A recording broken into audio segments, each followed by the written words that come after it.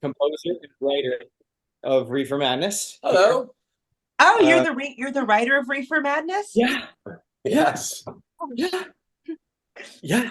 And he's a I'm Oh, gonna start total like crying. aficionado on cult stuff and musicals. So I actually was like, dude, I'm bringing you in because I really don't have a great vocabulary when it comes to cult musicals. So probably he'll be able to nerd out more with you.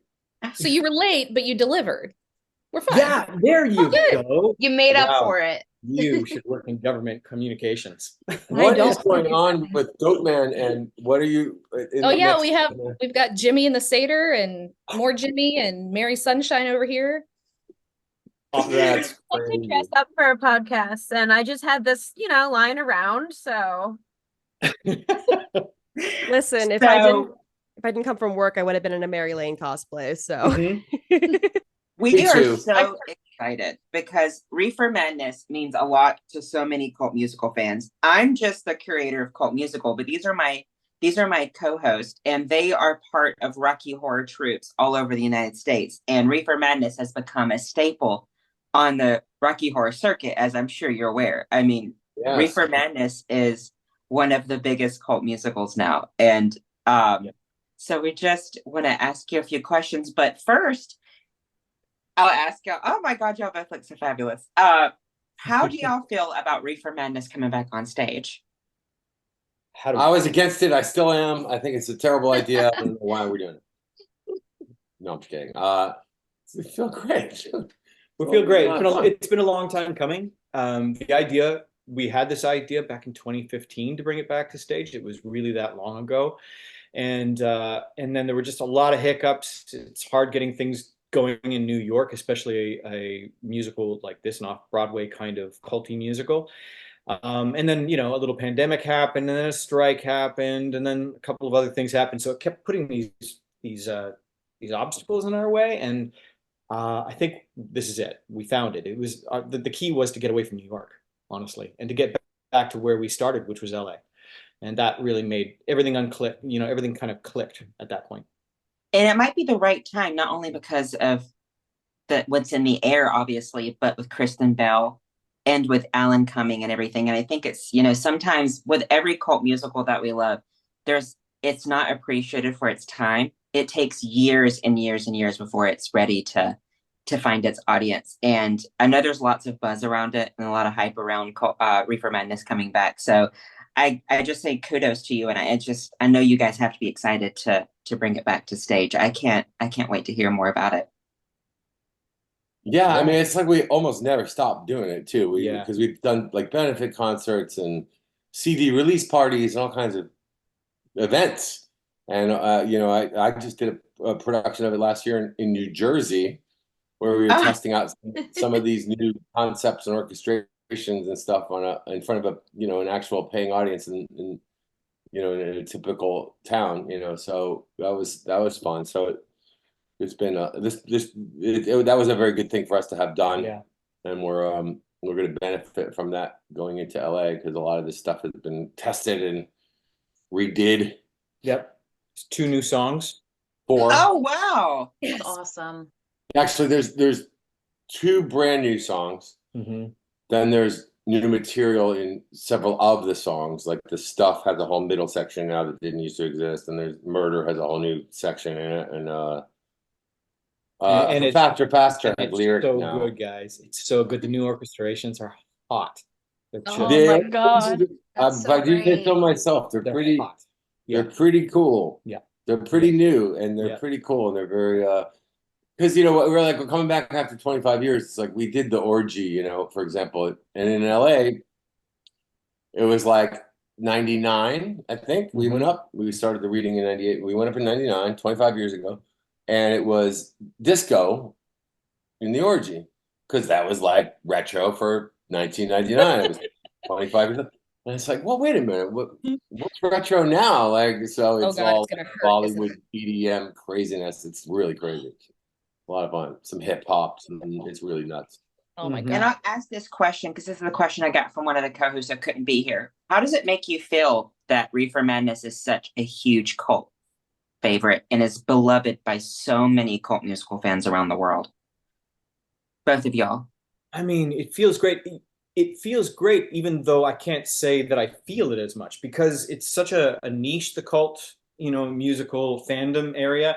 It's a niche, so I don't get a lot of contact with it. But as we've been announcing this show, it's been clear to me. Oh, I feel it. I totally we are feel it. feeling some love. No, Yeah. I've been feeling it. In fact, I went to last year. I went to the Rocky Horror group that does New York City has also been doing a lot, like Harley Bean and these people, like these new friends of mine. Like they did a thing in Brooklyn last year. So I just decided I'm just gonna Did you go. say Harley Bean? I said, yeah, Harley. Love Harley. Oh my Oh, I God. love You know Harley? We all We love love Harley. them. We're all Harley's incredible. She's Harley's one the of the best. first people. They're We one love of the them. first people that I Mhm. reached out to. Said, "Hey, we're doing this in LA. Don't tell anybody yet." And Harley did not. She held. Yes, they held. I'm not sure how she identifies. Mhm. But anyways, They, them. Harley's amazing. They, them. Huh? They, them. Yeah, They, there, them? there you go. Mhm. I was right. Mhm. Yeah. So, and she's, they are a tattoo artist and all kinds of crazy stuff. So, I met those people and loved them, spent the night with them, and kept in touch. And the only reason you met Harley was they came to Harley and someone else came to see the production that we did in New Jersey. They came out from Rhode Island. That was And, Teeb and Maddie. Teeb and Maddie from the that was Rhode Steve and Island Maddie. And cast. so Steve and Maddie met Christian because he spoke at the opening night. Yeah. And then I met them again in New York with Harley. That's how that. I wanted to go with them so bad. Oh, same. Oh, yeah. I mean, listen, if you ever want to feel the cult musical fandom love, we are performing Reefer Madness at YinzCon over Labor Day weekend. That's one of our shows. So YinzCon is in Pittsburgh. It is the National Rocky Horror Convention, and this year the JCCP in Pittsburgh is hosting. And They did an online thing, didn't they? Yes, we do live stream our shows. We saw it. I'm the person that always messages you, Christian, on Instagram. There we go. I saw that. I saw that online one. It was like you could comment during it and wave your hand and say things. Yeah. Yeah, I watched the whole thing. That's when I was Jimmy. Okay, so I saw you perform. That was awesome. Yes. That was incredible. I have a question from one of our cult followers, and this is for both of y'all, and then we'll get to our co-host for questions. The question was, when you decided to do the film version of Reefer Madness, you have musical theater and then cult musical royalty. Anna Gasteyer, you have Alan Cumming.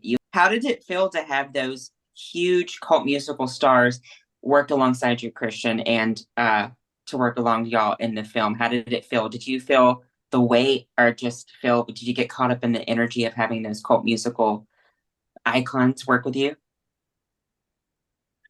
Yeah, of course. But the thing is, I find that this musical, in my experience, having been with it for such a long time, it attracts great talent, right? It takes a certain taste to love this, and it takes a certain kind of like sense of humor. And I think it attracts quality people. So, I wasn't surprised by it. And then everyone delivered. So yeah, it was great.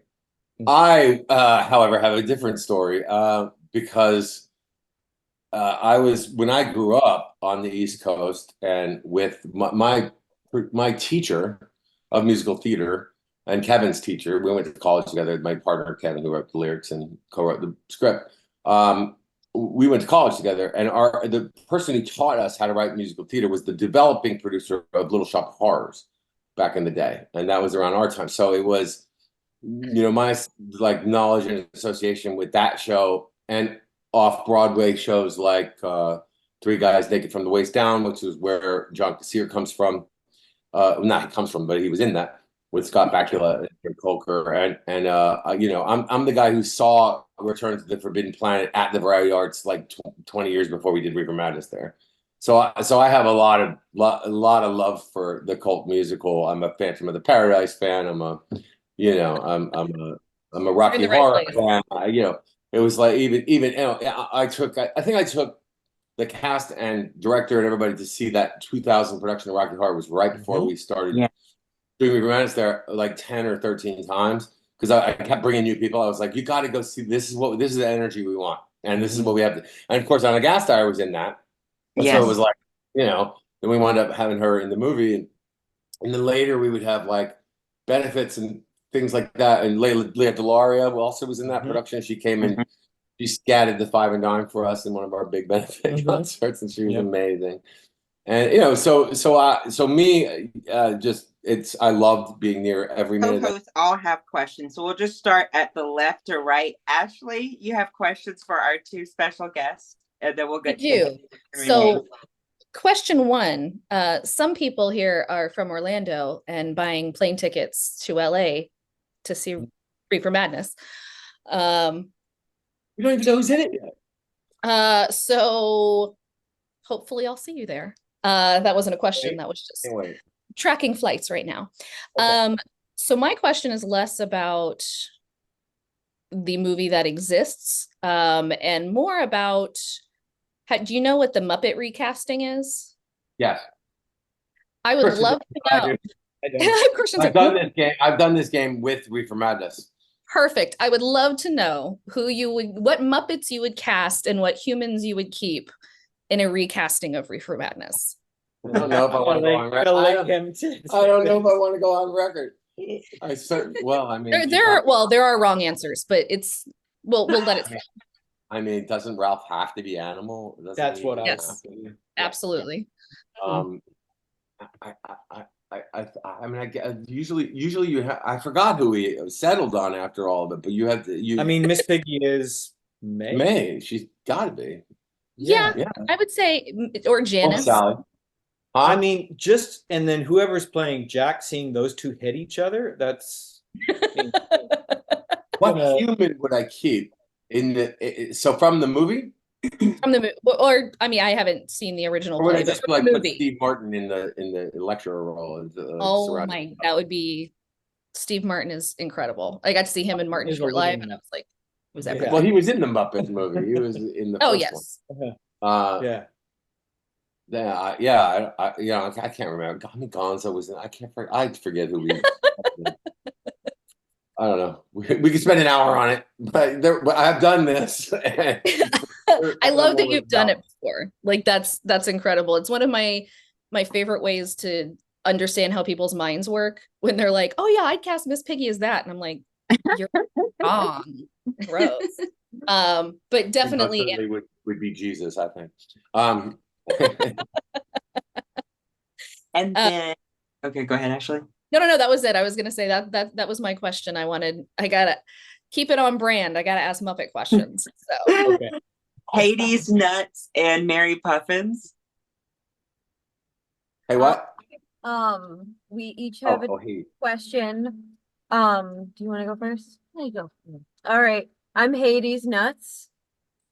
Hey. My question is a very serious one. How much cannabis was consumed on set? I think none. Very little. Very little, none. Very little. Yeah. We had 35 days to make the whole movie. Yeah, we had no time to get stoned. It was really, but I can tell you that when we got there at the time, Vancouver was the bud capital of like, I think the whole hemisphere. Mm-hmm. It was so that when the crew did introduce themselves to you, they would shake your hand and you'd pull it away and there'd be a bag of weed in it. So there was definitely a lot to be had, and there were some after hours, but for the most part, it was like, God, I remember when we shot the stuff, it was like, I think we were on a Friday and we went till like 4 a.m. Like, and then we'd have to turn around and get up on a Saturday and do the choreography for the orgy, like in a separate studio space. So it was just, there was just no time. No, there was no time. So very little. We had to get sleep. That's fair. Yeah. And none, ironically, none in writing it, like ever. Mm-hmm. Just fascinating. In fact, I'll give you a good story. I finally, after getting it all up in the original LA cast, and I was like, I think I owe it to myself to finally, like 2-3 months into the run, I was like, I think I owe it to myself to get really baked and see my own show for once. And so I did that. And somewhere around the Five and Dime, I was like, which is like the fourth song, and I was like, this show is so fucking slow. Like, who would write something like this? It's like it's taking forever. When are we getting to Jesus? So Reefer slows down the smoker's sense of time, allowing him to squeeze in unnecessary grace notes. Yeah. I squeeze a lot of them in. And Mary, do you have any questions? If you were to make a blooper reel, what are some of the like silly things that happened when you were filming? In your 35 days. Well, here's a good one. So my mom was visiting, and my grandmother, God rest her soul, they came out to Vancouver for week two, which was Jesus.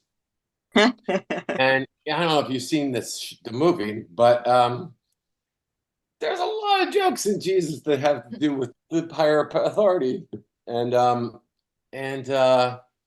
we were just in the middle of talking about it the very first day, and one of the lights just fell from the sky and crashed onto the stage. That was a good one. Started to have second thoughts about what maybe we were doing on that set. There is a blooper reel from the movie. Really? Wow. It's mostly like Steven Weber messing up lines. It's mostly like Steven Weber and him in the front. I'll perform one for you. I don't have it, so I can't show it, but I'll perform one for you. He'll go, what say you and I? What's the line it was supposed to be like? What say you and I? Well, he said, what say you and I go back to Maze where it's safe and cozy? That was the line. And he's standing there, he's trying to be tough with it. He's like, he goes, what say you and I fuck? What say you and I fuck?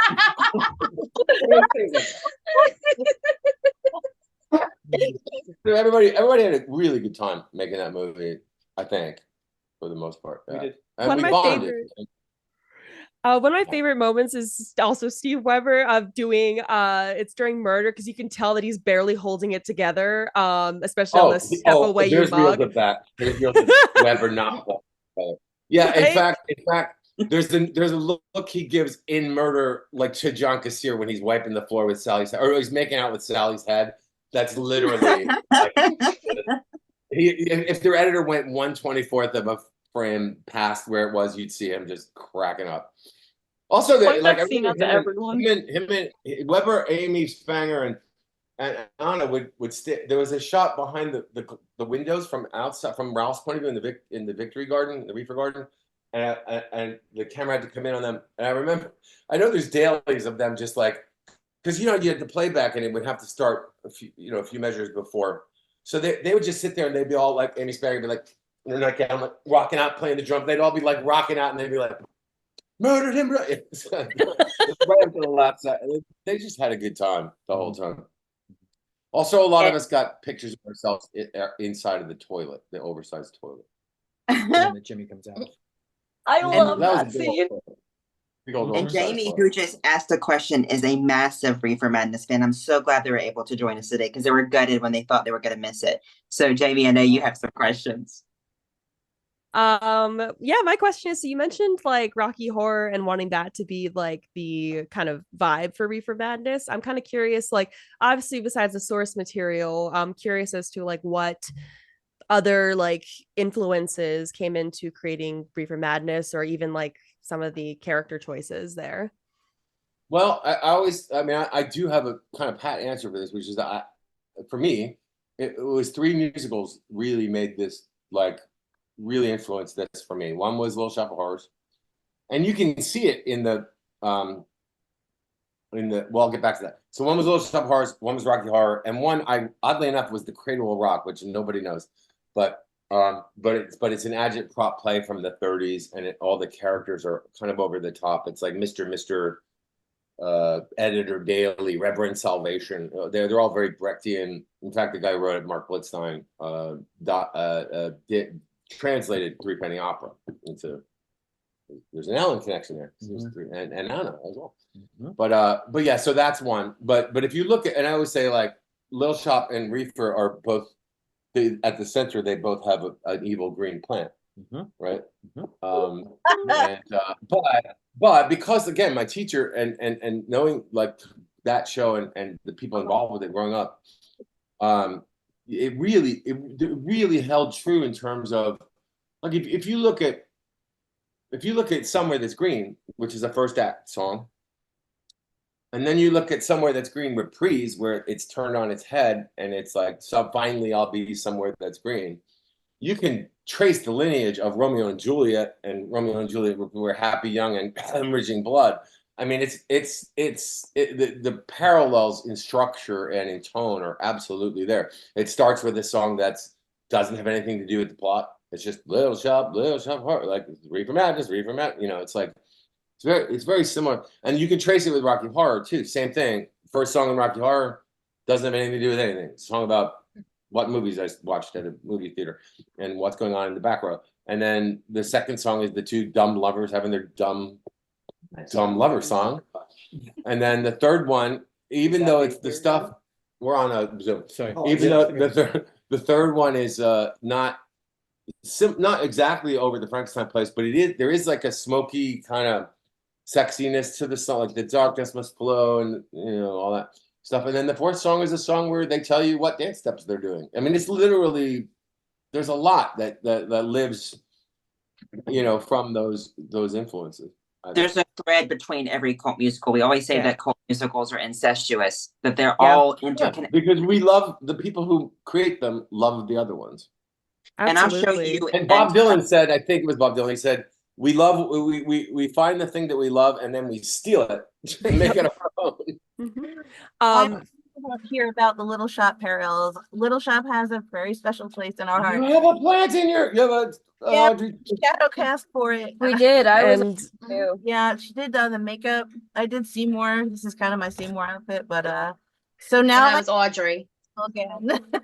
The funny thing is, speaking of Evil Plant double feature, I just double checked our YinzCon schedule, and Reefer Madness and Little Shop are being performed on the exact same day. So now we need to bill it as Evil Plant double feature, I think is what we need. Evil Green Plant. Perfect. Evil Green Plant. Perfect. Double feature. Even though I've reduced the yellow. Anyway. Ramona and Randy, I know, are itching to ask y'all some questions. Randy, you can go first if you want. Okay. First of all, it's an honor to meet the both of you, and thank you for taking time out of your schedule to meet with us. So the movie itself is unbelievable. It's just amazing, like every ounce of it. What part of the film was your ultimate favorite part to film? For me, the ultimate has always been the truth at the end. At the very end of it, for me, is fun. Just because it's the thesis of it, and it always gives me chills when I'm singing the lyrics. I always have a lot of feels when I sing those lyrics. So I think that was I even remember, think of this. Imagine singing that song right after 9/11 happened and just down the block from us, right? So it was kind of a very important song for me in terms of the thesis of what the movie means to me and what the show means to me. That was like old home week because it was near the end of the shoot, and we were like, sound designer Johnny Messina, Kevin's sister Deirdre, Harry Murphy, who played the lecturer in the LA production. Like, we were just like, come up to Vancouver and just be in it, So we just stuck everybody in the bonfire scene. Like, there's a panning shot, and it's like, if you know who you're looking at, it's like you're looking at all these people that worked on the show, just getting their face in it. And that was one of me and Kevin are like the two guys that throw marijuana bales onto the fire. And we both have two other cameos though. I don't know if people know this, but Kevin and I have two cameos that are the same. In the truth, it's that one. And then the director, and I are the three angels that herald the arrival of Jesus, and we're in drag. Oh my God. Awesome. Yes. And that was awesome. That was fun. And then Kevin in the sign. And then Kevin is on the sign pointing to the 420 Tippin Falls. At the very end. That's hit as like a cartoon of him. Yeah. And then I not only operated the hydraulic I was under the table with pneumatic tubes, operating the singing clams for Mary Jane, Mary Jane, because I knew how the song would go. And so I was like, doing it on set, and then actually sang for them on the soundtrack, and we tweaked my voice up like that. So those are my three cameos. But to answer your question, "Murder" is my favorite. It's my favorite song in the show. It's so diverse in terms of the things that we had to do to pull that song off, like the giant toilet and the, you know, it's how we were filming on this. Oddly enough, we were filming on the set of the L Word, which was a famous. Oh my God. Yeah. So up in Vancouver, the L Word, that's the Reefer Den is actually the main set of the L Word, all redressed. So That's if you look awesome. at the staircase and things in the L Word, you'll see it's the same. And the backyard of the L Word was where their pool was. And so we covered the pool and built the Victory Garden on top of the pool so that people like Amy Spanger could get into the pool with no water in it and get up to her head, get dirt put on her, and zombies could be under and pushing their hands as they were actually in the L Word. They were in a lesbian swimming pool is where they were. And then we had like stunts like where Ralph had to be yanked on a ratchet through the glass and, you know, on a fly line to jump up the scarecrow. So there's just and a flame bar for Mary in the pantry with hell. So there was just a lot of elements to that not only is it my favorite song, but it was also just the most interesting to film. And Ramona? And what? Yes, hi. I'm trying to contain myself. I'm so excited. I have been a big fan of this movie for years, and I have studied so much of just like how the characters interact with each other and how they move, because everything feels like, you know, like an old rubber hose cartoon or something like that. And specifically, I've always been very fascinated by like Jimmy's like moving from the shoulders, or like his little puff out of his chest whenever he's gonna go take the fire out, or like the little itching he does. So my question is, how did you guys come up with those like very specific character traits for Jimmy to have him be like very twitchy, or to have him act certain ways or move certain ways? How did you guys come up with those character aspects? I told him what to do and he did it. I'm just meat. I'm meat that gets pushed around the stage. Pushed I don't around. have thoughts. I'm just an actor. Actors aren't supposed to have thoughts or opinions. He was brilliant, and it was from the very beginning, and had so many years to improve it by the time the movie. I mean, not that he needed to improve it, but but so many years of doing it on stage. Yeah, like doing it on stage. That was it. My rehearsals for that movie were on stage, and getting just over and over in front of hundreds of audiences, finding out those moments and those beats, the ones that work, the ones that kind of work sometimes and some don't, what to get rid of, what to keep. That was it. I think there was a trick though that we talked about with the director and with Christian, who directed the same director for Off-Broadway, LA, and the movie. Andy Pickman, who's back as our executive producer here, our producer. So I think one of the things that we found, and you'll remember this, is that you got to do bad acting. Like, and to embrace the bad acting.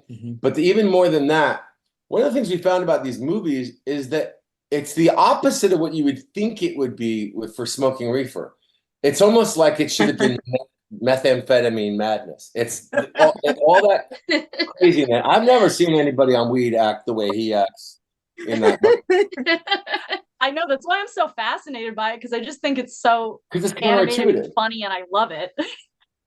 It's counterintuitive, but if you look at the source material, it's not counterintuitive, because if you watch the original Reefer Madness, Ralph's going, faster. Yeah. You know, it is bad. Yeah. It's a bad representation of what really happens, and we just went with it, I think. Yeah, it is. And the actors embraced it. Yeah, and the actors embrace it. And the key to the comedy in this show, which you probably know, is that you have to truly believe in the message that you are telling the audience about marijuana. It is the most devastating plant on earth, and you destroyed or America will fall. And every character has to believe that, because they're the actor playing the character, right? And they have to believe wholeheartedly in that. If there's never commenting, there's never commenting, no winking to the audience. This is satire, right? And so that was the key to it. And then going on the twitchy side of things, it's also, I felt like I was in an old 1920s, film that was just like they're moving very quickly. That was sort of like, that also led a lot of the way I was moving around. The frame rate is different. So I was working I sweated in that show. In order to get that frame rate, it takes a lot of muscle.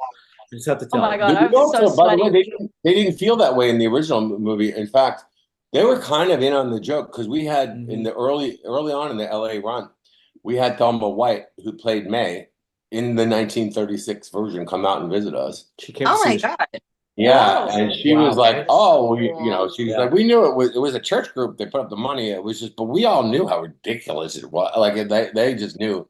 The actors, she claims, knew how ridiculous it was. The funny part about that was she was up there in years, and the theater was only 99 seats, and the staging was right up to the audience's feet. So there were only 4 rows, I think, 4 or 5 rows in the first row. So she's in a wheelchair, so she has to be in the first row, and she has an oxygen tank, tubes, and we forgot that we had a crazy, lovely, crazy fire dancer in the orgy that named Heidi, and Heidi would come out and she would do a big fire dance, and then at the very end of it, she would straddle Jimmy, and she would go with the 10 fingers full of fire, and she would go right over him, and that was the very end. It was literally right by her. Couldn't have been right. It was she couldn't have been worse placed for this moment where 10 flames of fire getting put out over Jimmy's head at her feet, and this oxygen thing. And we were like, that's incredible. And we realized that, oh as she was going out on stage, we were like, somebody tell Heidi that. Oh God. Oh God. So we nearly blew up. We nearly blew up the original Yeah. and the rest of the theater. Yeah. So I'll ask there will be some fire in how this does it production. feel to be part of something that means so much? I mean, obviously there's just a few of us here, but how does it feel to be part of something, this question for you both, to be part of something that is so important to people? I mean, cult musical fans eat, sleep, breathe it. I mean, for Rocky Horror troops that do Reefer Madness, they study the mannerisms, they study the makeup, they study the voices, they study everything. We start prepping in January for Reefer Madness shadow casting. It's true. I have a tremendous amount of respect for it, and I also feel like there's a I don't know about like I'm not sure what the right word is, but like it's like you respect it, and you honor it, because it is, and I was that kid too. I was like in my straighter days, my girlfriend, my high school girlfriend, I used to go to like Linden, New Jersey, and even the 8th Street Playhouse, and play Brad and Janet in Rocky Horror. So I know what that is and have done it. I think I played every character in Rocky Horror except Janet and Come guest with us sometime. Yeah, please. Come back. And I would love the music in this is so gorgeous. I mean, some of the music is so beautiful that you forget it's about weed. I mean, you could easily take the stuff and it be a heartbreaking ballad that could be performed for theater universities or theater auditions. I mean, the music is so classic that, you listen to the stuff sometimes and your heart's breaking and you're like, wait, she's singing about weed. So, it's funny you singled that song out, because I've always joked that, like, why did I waste such a gorgeous melody on such a goofy little song? But it's so good, and there's nothing. No, but you have to take it seriously. You have to take it as a composer. You have to take it 100% seriously, and you have to expect that the actor playing it is also going to take it 100% seriously. In fact, I don't love the productions that I see of Reefer Madness sometimes, because I've seen a lot of them. I've seen them from Edinburgh, Scotland, to like everywhere, and like I don't love it when people get too big with it, because it kind of steps on that journey of actually performing the material, instead of commenting on the material. Like, well, the material is already commenting on it. You don't have to get even bigger than. It's a hat on a hat if you're commenting on it. But I call it bananas on bananas. You have bananas. Why are you putting bananas on it? And Christian's voice, like I mean, your voice is gorgeous when you sing in that, and I don't think people give you your flowers that you deserve, that you have such a beautiful singing voice. Thanks. I don't give them a chance to listen to it, so there we go. Yeah. He gave him his flowers. We around the house because he demands them. He goes, "Where are my flowers this morning, Dad?" I never thought I would talk to y'all, but I wonder if y'all were interested in this question. I know this will never happen. It's a standalone piece. It doesn't need it. But in your opinion, what would a Reefer Madness 2 look like? We've talked about this. I don't know. I've talked about it with you, but I've definitely talked about this. Well, Revenge of Sally's Baby, I think would be it would literally start with that, and it would be a horror movie from the point of view of Sally's baby. Who Do it. I think who goes back and who so you do it like those like Back to the Future 2 things where the Sally's baby goes back into the action of the movie and makes everybody else die. Like, causes the death of all the other characters. We're literally before you guys joined talking about Back to the Future too. So I love that just came full circle. It's for sure. In my mind, it's for sure so the Revenge of Sally's Baby. The other thing, oddly enough, to bring it full circle, the other thing that I 100% seriously, I can't get Kevin to get on board with this, but 100% seriously wanted to pitch to Adult Swim Reefer Babies, like Muppet Babies or Rugrats, with just the characters like Baby Jesus and Baby May and Baby Sally and Baby Ralph, and like literally just do the I guess we just aren't. I think the thought was we're not quite famous enough to pull that off. Quite there. But I don't think you need to be. I think just a little child's show with the Reefer Den babies is funny to me, no matter what. We can do it with AI.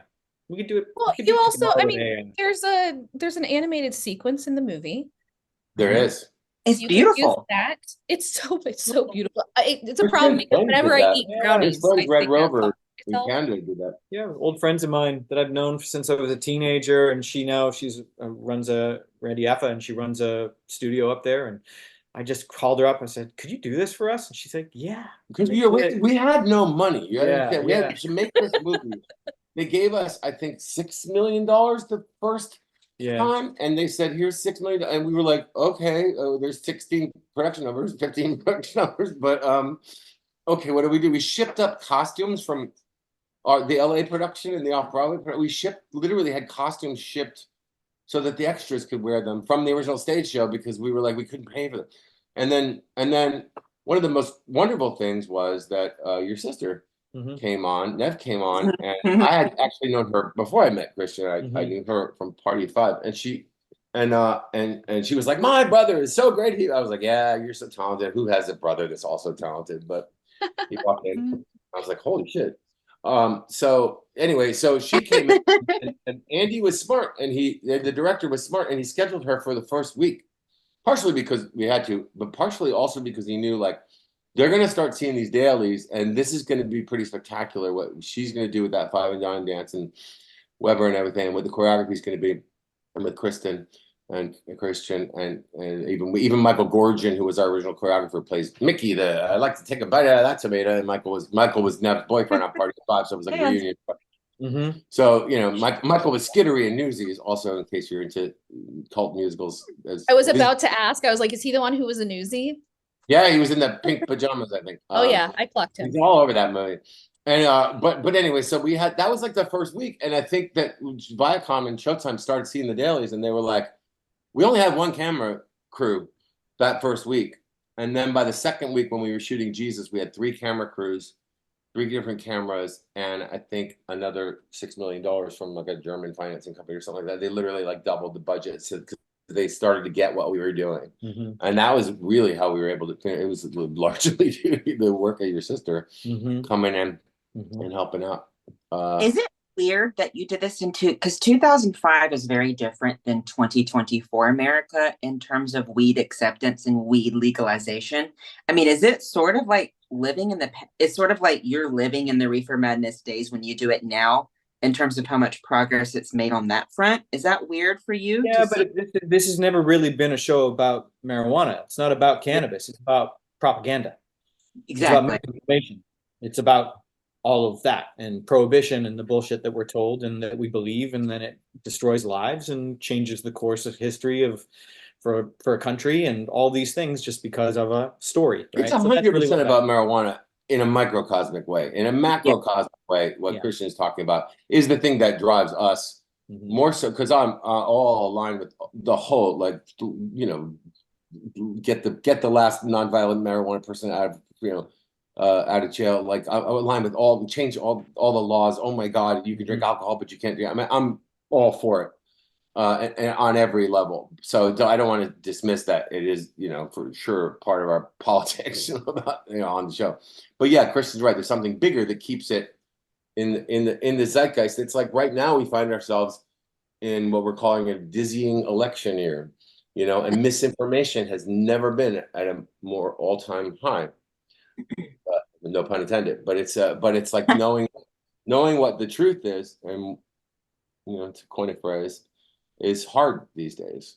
And it's always about that person who brings the flag and Jesus, the army, like this, you support the troops, your children are in trouble. Beware the man who hugs the flag. Beware the man who hugs the flag, because that's what this is about. And beware the man who stands behind the podium and tells you he alone can fix it, and that your children are in trouble. Your children are going to die. Tell your children, yeah.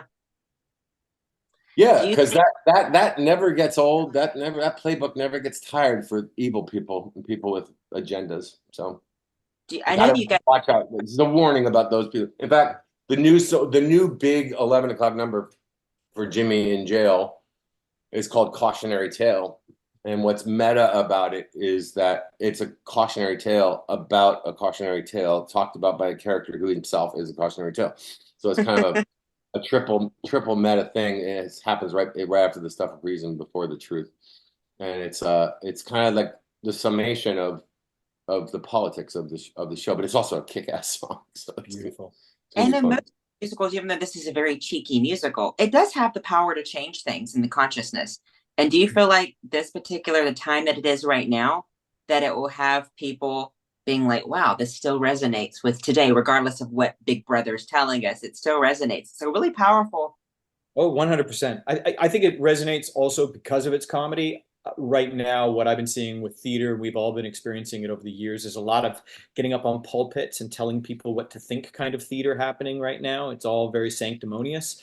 And I think people are right now, we're in a world war, whether we know it or not. We are now in a world war, and people need entertainment. They need escapism, which is what happened in the last World War. But this one is entertainment with a message, right? It's a spoonful of sugar makes the medicine go down, and it'll always be that. So yeah, you never know where it's coming from. About 10 years ago, I went out to Colorado. They asked me to come out and speak to their closing night audience in Colorado Springs.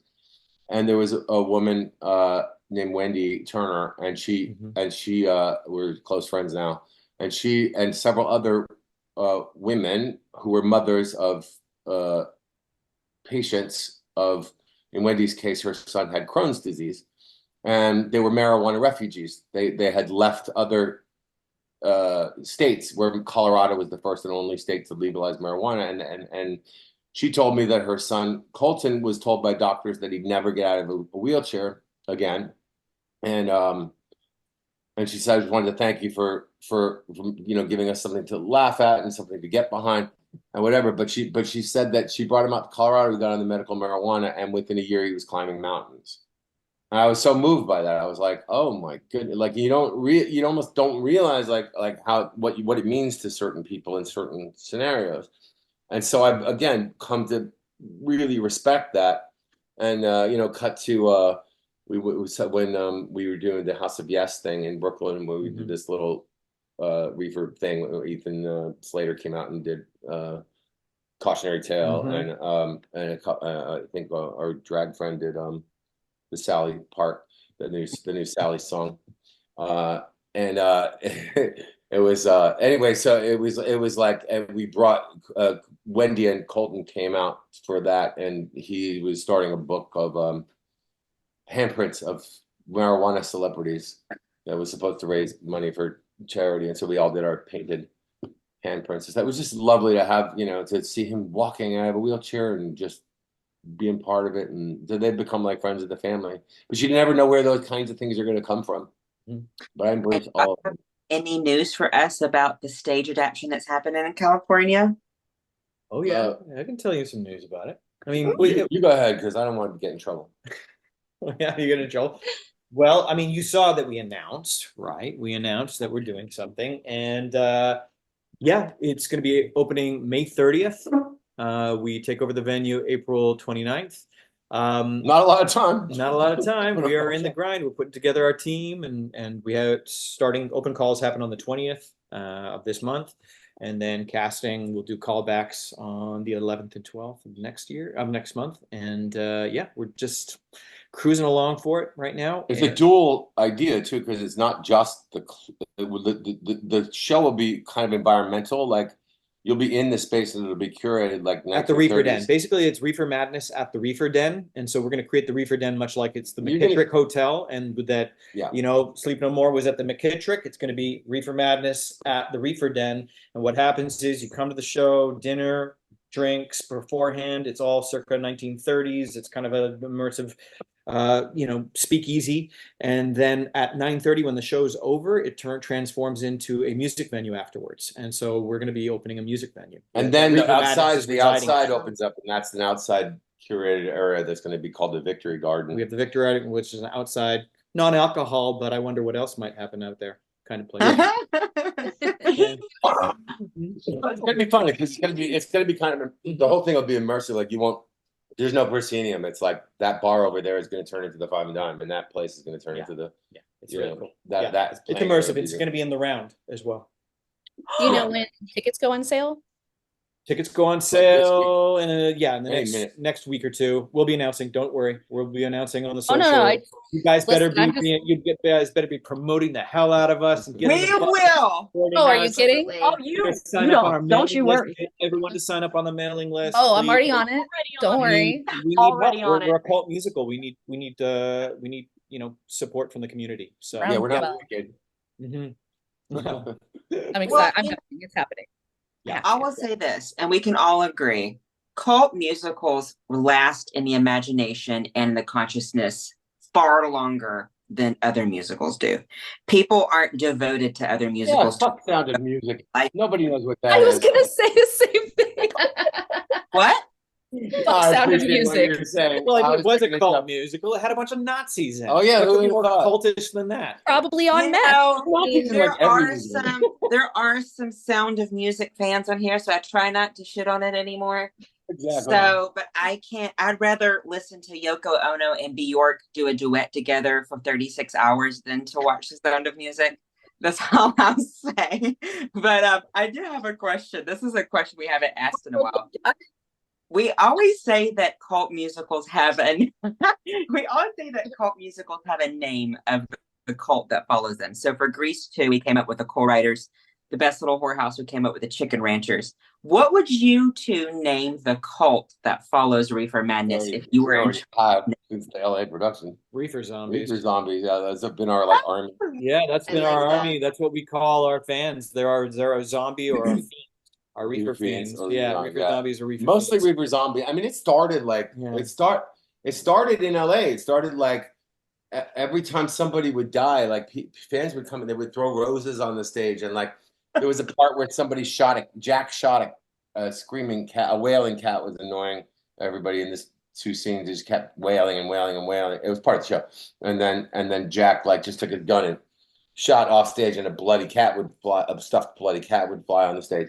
And so people started throwing stuffed animals at the stage. And then like when Jimmy Takes a Hit happened, they would break open these green glow sticks, and the whole audience would be like with green glow sticks. You know, like it was, so we had a lot of that Rocky Horror type stuff really early on. So we want to get that going again, you know? Yeah, because it's fun. I like when people are participating. Yeah.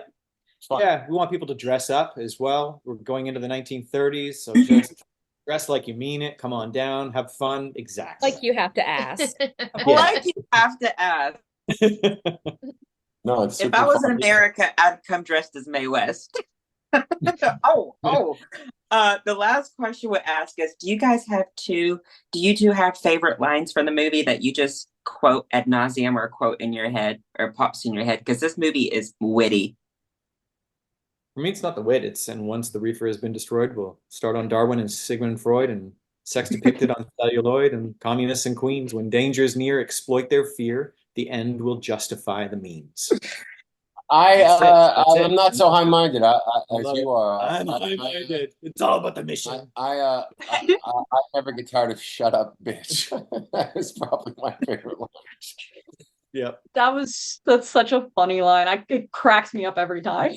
In fact, spoiler alert, we worked it into the end of the songs, and there's actually part of the end of the songs that are after it. It's like yearns for a verse for dirty love. Shut up, bitch. It's very funny. You should know that the Rocky cast in Pittsburgh has a joke that we have established now from Reefer Madness, where we just will constantly, when anyone just falls down, we will immediately, without a thought, just go, "She fell down." Oh, and yeah. it's just something we instinctively all do as a group, no matter what. And it's that line, and also whoopsie. Yeah, there's a lot of them that kind of work in life. Like oh also, yeah, we also do whenever we're leaving You somewhere. are so smart. Oh yes, I love that one. We do another thing that I love to do with a lot of my Rocky friends is like if we're leaving somewhere, we're just like, let's go home. Okay. Okay. Yeah. When I am making my 6 cup of coffee, I say to myself, can't get to the morning without a little toot, can you? Can you? It's so witty.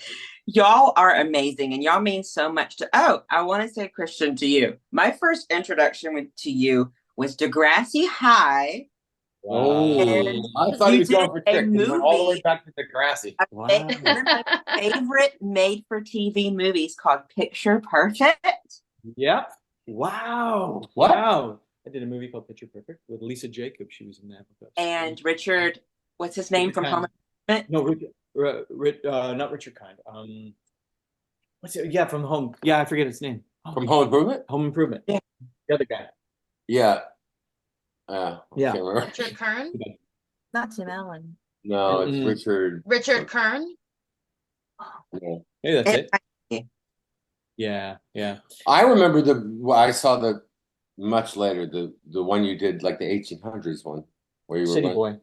City Boy. City Boy. That was a pretty much the first lead film I ever did, and you did that with James Brolin. Like a Western. Yeah, it was like a Western. Brolin. And shot that in I was 19 years old. My first lead role.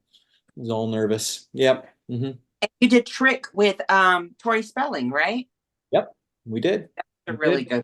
Same time, right around the same time as well. It was kind of a bang year for me. 27 years old. I was 27 that year. Wow. 27's that magic year.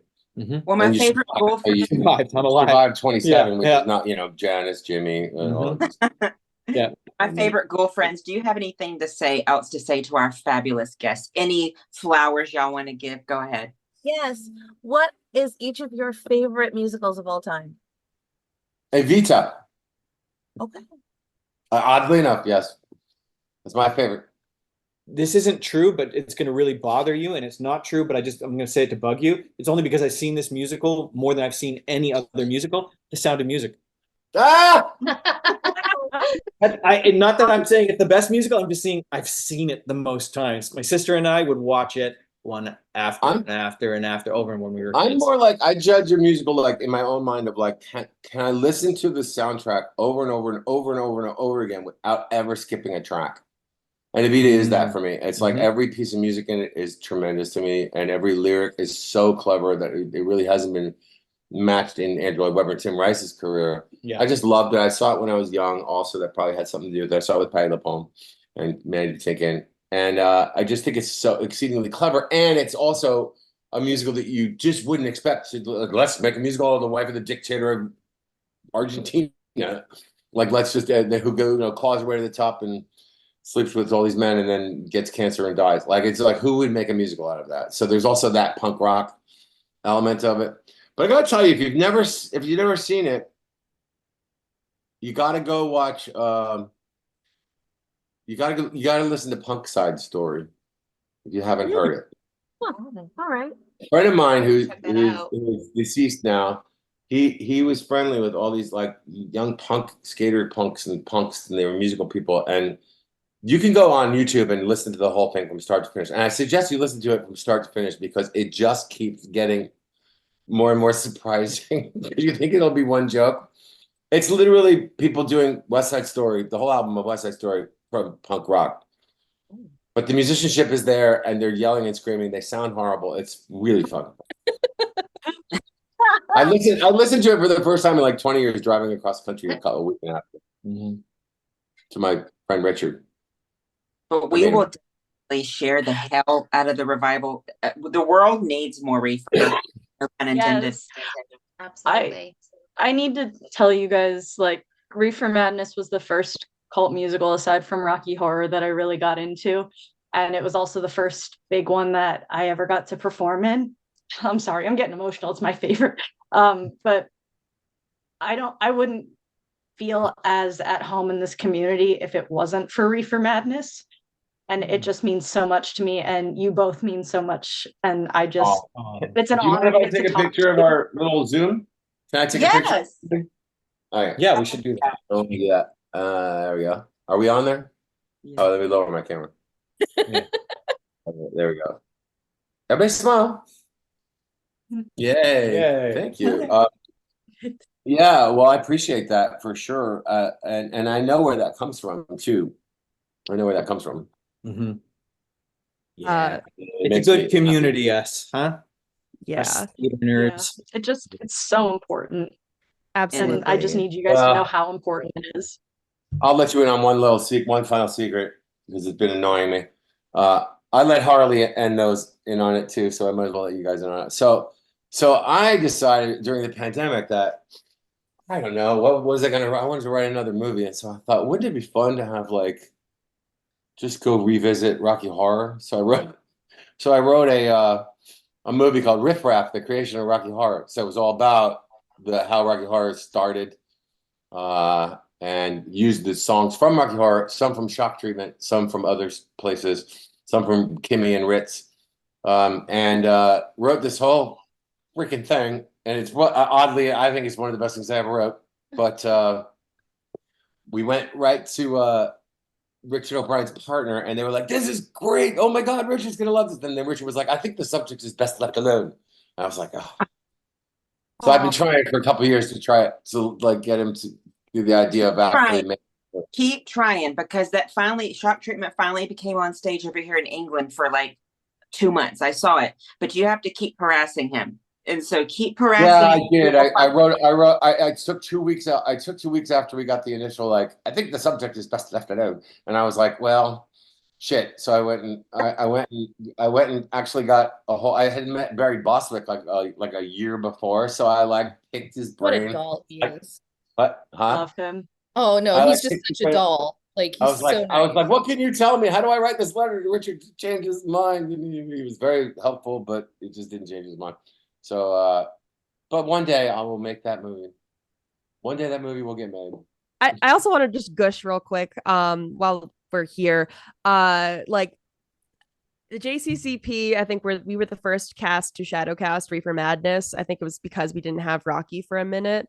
So we've been shadowcasting Reefer for at least 10 years now, to the point where it's an annual tradition.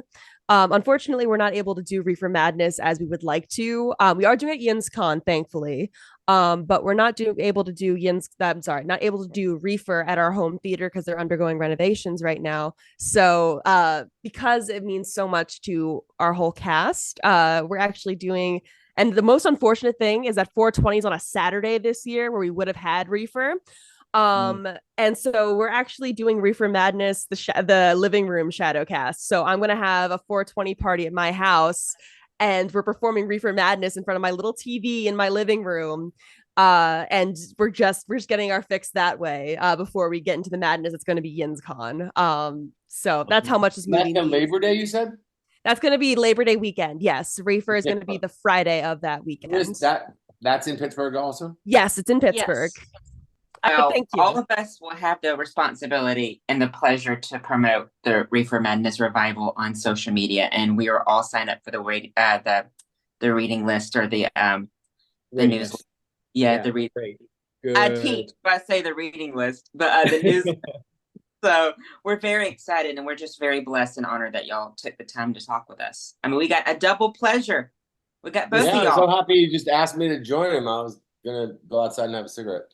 But no, this took it to a whole new level having him here. So this is kismet. It was great. Thank you guys. Thank you so much. Thank you. Really lovely. Again, We love y'all so much. Thank you for dressing up, those that did, and I love it. It's so amazing. Yeah. It's so much fun for me to see. Going into the rehearsals and going into this whole pre-production is really great to hear the support from you guys, because it just tells us we're on the right trail. So yes, y'all are. Absolutely.